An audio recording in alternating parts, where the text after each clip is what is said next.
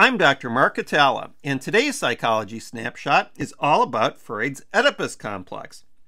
Well, his theory about it, rather than the one that he went through personally. But let's begin by discussing who was Oedipus. Well, he was a king of Thebes, which is a city-state in Greece, and he had a number of adventures, like the time he solved the riddle of the Sphinx, which is portrayed there to the right. The Sphinx asked him, "What is the creature that walks on 4 legs in the morning, 2 legs at noon, and 3 legs in the evening?"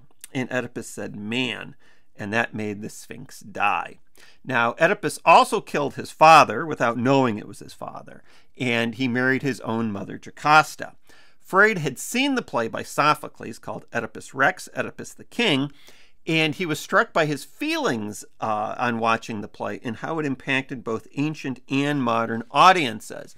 And he decided that the play tapped into universal psychological conflicts that are banished to the unconscious through repression. So he says that this occurs during the phallic stage of development, which was between 3 to 6 years old, and that children become aware of their bodies and recognize the differences between boys and girls. Now, during this time, Freud proposes that the child develops an incestuous desire for the opposite sex parent and a rivalry with the same sex parent. In psychodynamic terms, he says that the libido, or life force, becomes directed at the mother and boys while they feel jealousy for their father. Now, this comes out in the Oedipus Complex. While the boy's id desires to kill the father, the ego, which works on the reality principle, realizes that the father is bigger and stronger than the boy. And so the boy comes to fear the father and develops castration anxiety, the fear that the father will castrate him as punishment for his sexual feelings about mom. However, this conflict is resolved when the boy employs the defense mechanism of identification to take on the personality characteristics of the father. And Freud would say that this identification allows the boy to develop the superego standards of the father. So another way of saying this is, if I want somebody like mom, I'll be like dad. And that's a way to resolve it. The defense mechanism of repression is also used here to banish this conflict to the unconscious. Well, what about in girls? Freud says he actually calls this the negative Oedipus complex in girls, but his student Carl Jung proposed the term Electra Complex to explain or describe the same conflict. Now, girls do not experience castration anxiety because they do not have a penis, and Freud said that women were castrated by God. Instead, they develop penis envy, which is not resolved until they give birth to a male child of their own, which Freud says replaces their absent penis. Also during this stage of development, girls transfer, this is according to Freud, their primary erogenous zone from the clitoris to the vagina.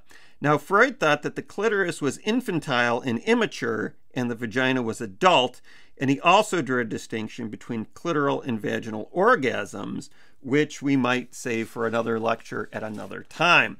Well, how is all of this resolved? Well, when the Oedipus or Electra complex is successfully resolved, the child develops their superego standards and internalizes morality.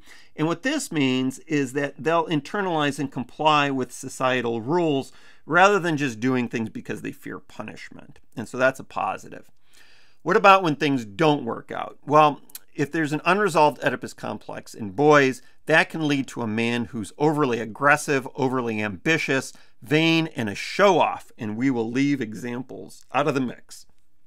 An unresolved Electra complex in girls can lead to a woman who strives to dominate men through either being very seductive or very submissive. Freud says it could go either way. Freud also believed that a boy or a girl could develop sexual feelings for the same-sex parent, and that those were the origins for Freud of gay male and lesbian sexual orientations. So that is the Oedipal complex, or Oedipus complex, and I want to remind you that all of your APA problems, at least all of your style problems, can be solved by watching my videos and reading my book on Learn APA Style. So when you want to learn to write correctly or write right, consult my book and videos on Learn APA Style, which are about writing in psychology and the social sciences. Have a great day, and thanks for listening.